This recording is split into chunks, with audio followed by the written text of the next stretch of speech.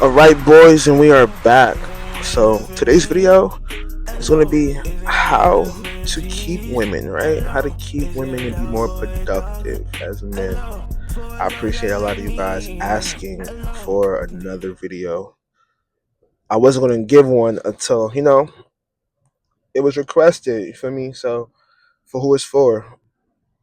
Money is hustle, and hustle is money. They are one and the same. Let me say that one more time.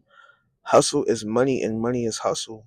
You cannot have one without the other. However you do it, whether you get up and do a 9 to 5, whether you are an entrepreneur, right? You're gonna have to get up and hustle, work, move, talk to people, right? Play a role. So the value of that is when you're a hustler, you don't accept anything less from friends, from women, from family, from anyone. You have a standard for yourself. So it's not you being bougie. People are like, oh, you bougie, you so stuck up. Because you have values. They understand that they can't bring nonsense to your door without you calling it out or without you completely disregarding them. So they don't even bring it to your door if they spirit not right. And that's the value of having hustle. You see what I'm saying? And then now with hustle comes the money. Now once you have the money, you understand, whoa, I'm in a different tier. I'm in a different bracket. You're around different people, better looking people, right? For men and women, whoever's watching, right? So you now you have access, right? And now the quality of life begins to change. But now when that quality of life begins to change, a new hustle, right, has to be formed. You have to amp it up, right? But if you never got to level 1, when you're on level 1 and joining, like, all right, cool, it's kind of boring here now, right? Level 2, all right, cool. I'm here now. Oh shit, level 3 looking jumping. Like you had 2, but you're like, damn, it's too close to 1, it's jumping. You gotta have the ability to always turn your hustle up and always have the ability to reinvent yourself. So hustle is money and money is hustle. How to Right. plant the seed, how to effectively plant the seed with the girl you like. So guys feel like planting the seed is like texting all the time. Hold up, let's slow down. Before you even get the number, they think it's pointless conversation with the girl. They think that they have to always be in her face. That's not planting the seed. That's putting yourself in friend zone, giving yourself a bigger obstacle to jump over later on, right? You want to stay kind of mystique. So planting the seed is like when you guys do have combos, you're controlling the pace, right? So say you guys would normally have a 2 minute combo, like in a minute, right? Like, hey, actually, let me get back with you. I gotta go do this. Like, leave when it's getting really good. I'm like, why would I leave when it's getting really good?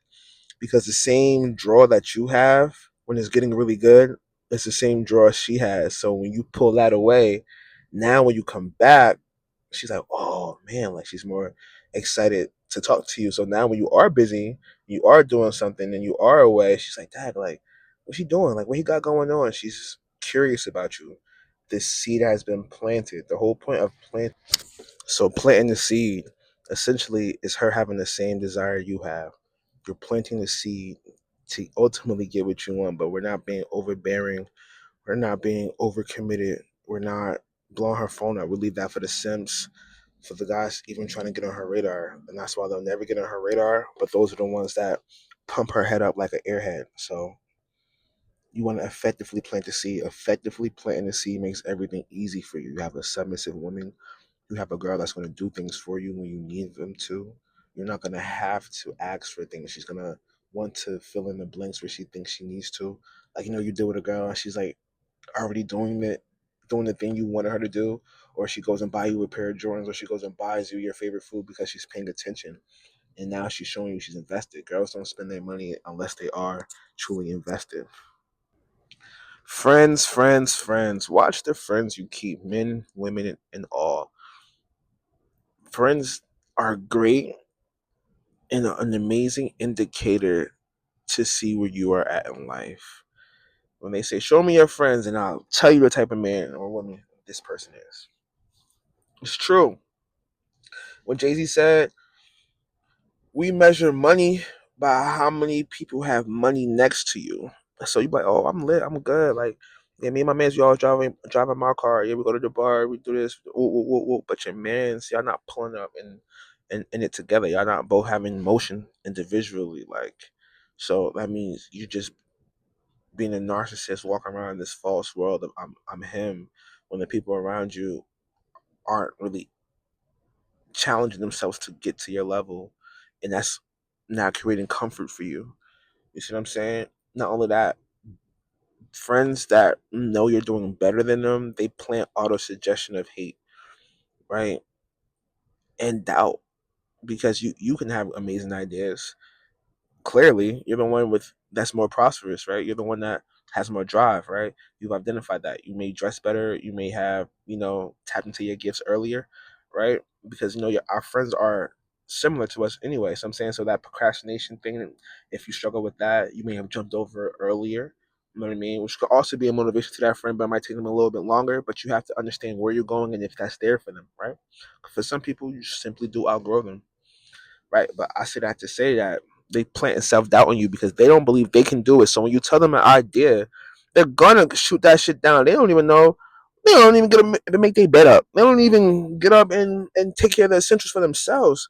How can you give them a blessing from God that He put in your mind to somebody else who does not have half of what you have? And if you are both in the same place, how can you expect them to see your vision?